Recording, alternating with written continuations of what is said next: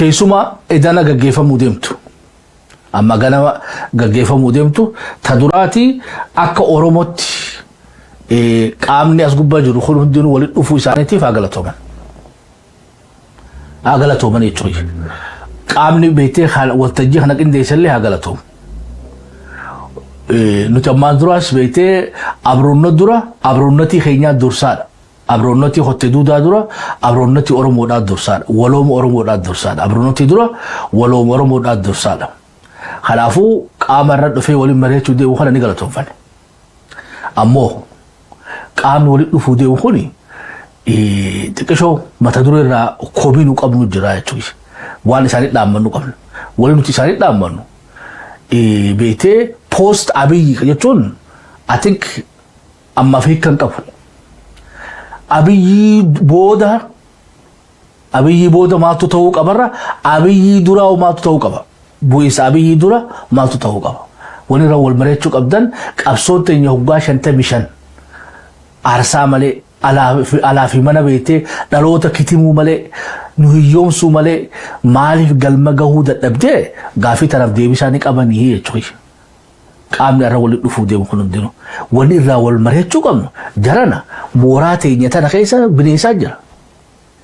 Bineensa qabsoo Oromoo qancasaa jiru kana of keessaa baasuu dandeessanii tarsimoo haaraa ijaarsa haaraa hoggansa haaraa hoggaa haaraa jedhu nama biraa odoon taane toftaa haaraatiin dhuftanii gulaaltanii waan imala keenya ilaarraa irra hundeessan gulaaltanii waan badiilee teenya tahalee isaa sana hundaafuu furmaata lafa keessanii waan gaggaarii kaleessa hojjenne sanillee akkamitti daranuu jabeessinaa tatogogogorre akkamitti sirreeffannaa ta'irratti akkamitti itti guuttannaadhaan mariin ammaa Oromoon godhuu qabdu tana.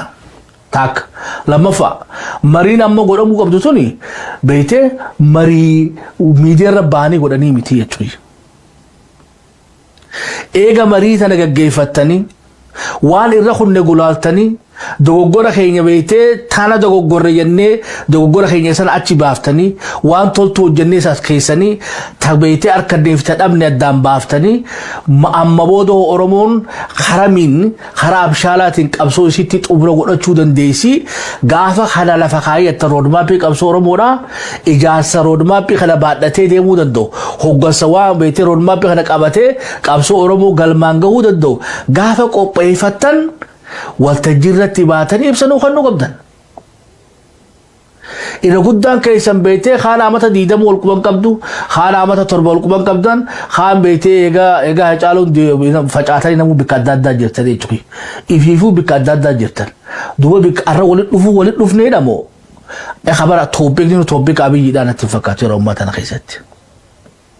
Yeroo ammaa tana keessatti wanni isan mari'achuu qabdan mooraan qabsoo Oromoodhaa akkamitti bikka deemuu dandeessidha. Ta walitti dhiyaachuu dandeessu san walitti dhiyeessitanii taaftee tunuu tapiippiidhaa tunuu akkamitti waan beektee kaabarraa gad dhufte tana isaanuu akkamitti beektee shoora Oromoo baraarratti shoora akkam taphachuu qabanii lafa keessanii mari'achuu qabdan. Afeerraa nu godhamuu qabdiif ololaa fi hamiisa keessaa baatanii jechuudha.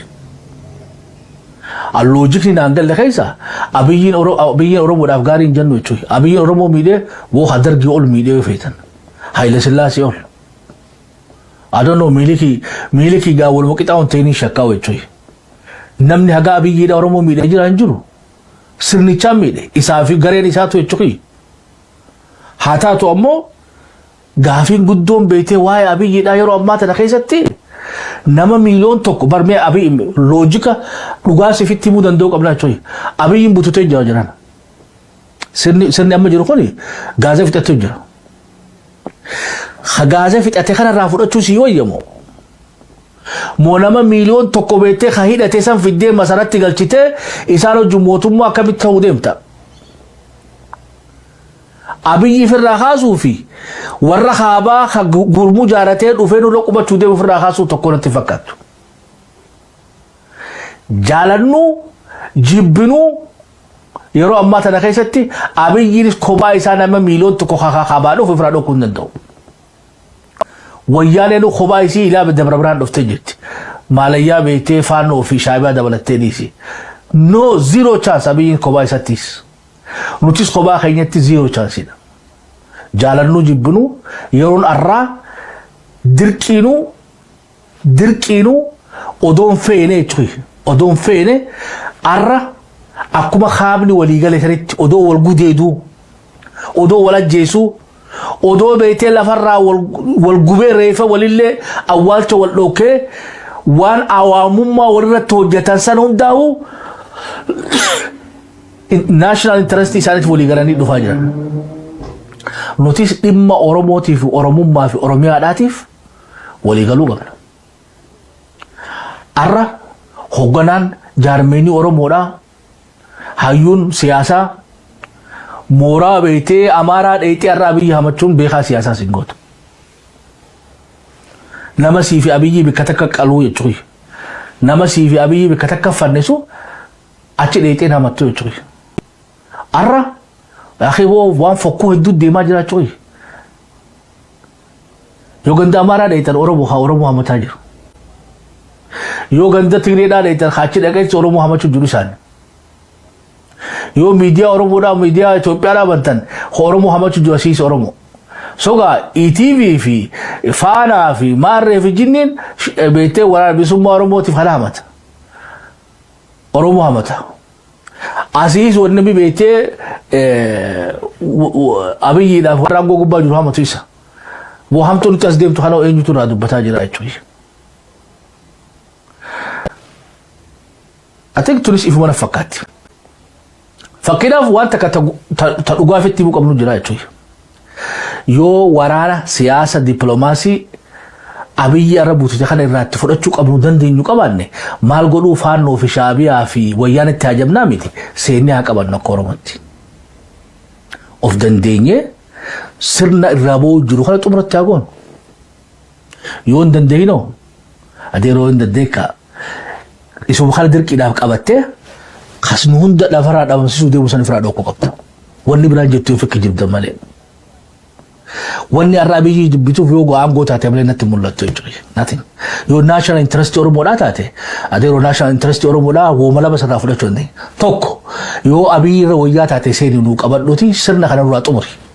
Akka abaa'ootti kaafaa fi gobotti humna teessan qindeessitanii cabsitanii akka dhiiratti suluulta jirtanii sabbataa jirtanii nama miliyoona 70 cinaa jira sirna irra jiru kana cabsitanii seentanii Oromoo qabsoo Oromoo xumuruu dandeessanii yoo kan dandeenye taate adeeroo uka kaayyattee nutti fidda Wayyaanee fi Shaabiyaa fi Faannoo gabaabduu dubbiin.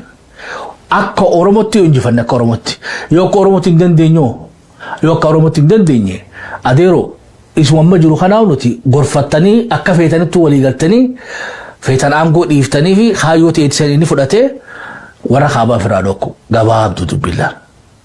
Gurbaan aangoodhaaf bolola. Aangoo dhiisiif kaayyoo ta'e fudhachiisi. Akkuma beektee TPLF haadha isaa ta'uu deemte sani achi kaayyatee dantaa isaatiin beektee irra wal qabatee deema.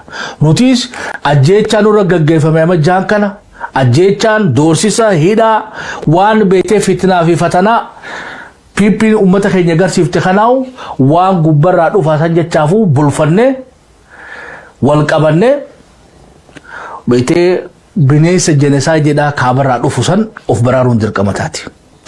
Qabxii marii arra gaggeeffamuu deemtu.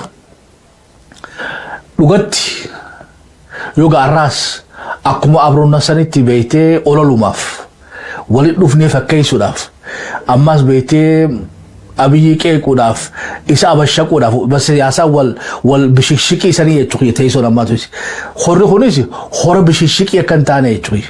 Yoo dhugatti hora uummata Oromoo fayyadoo taate ulaa cufattanii marii jechuudha. Waan irra honni hundaa'u takka takka teessanii gulaaltanii dogoggora keenyarraa barattanii tooftaa sanirra wayyaa qabattanii ijaarsa Oromoo madaalu hoggansa Oromoo madaaluu fi tarsiimoo abshaalaan gabbaatanii ibsanuu kannu.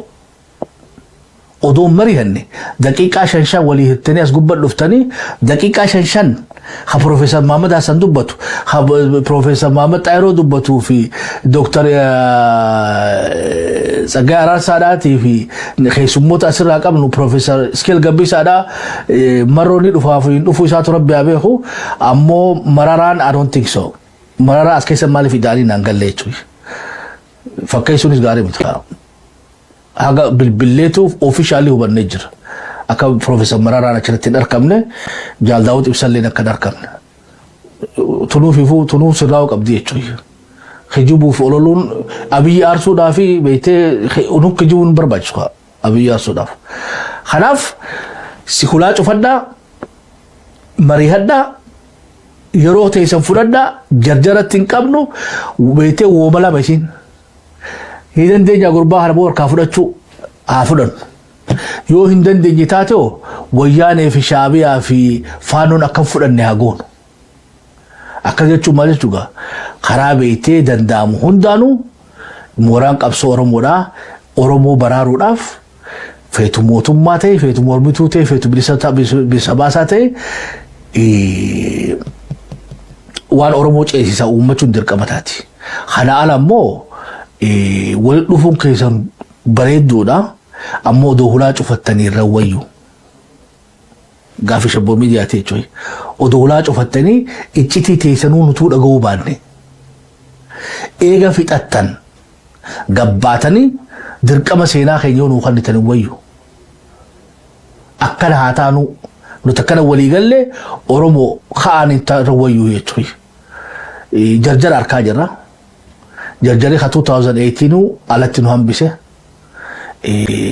بيتي سياسة بروكرو تهديفنو سياسة دلالة هديفنو أكي خايته دنتا إساتي بيتي أنا والقبتي ديما نوتيس أجيتشان ورقاقه فميما جان كان أجيتشان دورسيسا هيدا وان بيتي فتنا في فتنا بيبين أمتا خي نيغر سيفتخناو وان قبر رادو فاسان جتشافو بلفنه والقبنه بيتي بنيس الجنساء جدا خبر رادو فسان of برارون درقمتاتي قبتي مري أرقاقه فمودمتو لغتي يوغا الراس أكما أبرونا سنتي بيتي أولو ماف ولد نفني فكيسو داف أماس بيتي أبي كيكو داف إسا أبشاكو داف بس ياسا والبشيشيكي سنية يتوكي تيسو نما توسي خوري خونيسي خوري بشيشيكي يكنتاني يتوكي يو لغتي خوري أمة أرمو فيدو تاتي ولا تفتني مريتو وان إرخو نونداو تكتك تيساني قلالتاني دوغوغورا خينيا رابراتاني توفتا سني روياك أبتاني إجارس أرمو مدالو هقونس أرمو مدالو في ترسيمو أبشالان قباتاني إبسنو خنو ودوم مريهني دقيقة شنشان ولي هتاني أسقبت لفتاني دقيقة شنشان بروفيسور محمد حسن دبتو بروفيسور محمد طاهر دبتو في دكتور سجى راساداتي في خيسموت أسرع قبل بروفيسور سكيل قبي سادا مروني دفوا سات ربي أبيه أمو مراران I don't think so مرارا أسكيس مالي في داري نانجل ليتوي فكيسونيس غاري متخا هذا بالليتو أوفيشالي هو بالنجر أكا بروفيسور مرارا نشرتين أركمنا أتك أنا هو بتن فكات جران मैं लाइनर रहा हवासी नूबिल बिले इसरी ले यो सेना चुफेतन जरत खलती दा दामचु बरबाद चरा इसनी खनीना गबाबिन गथबे नूफतन मुल्लते तना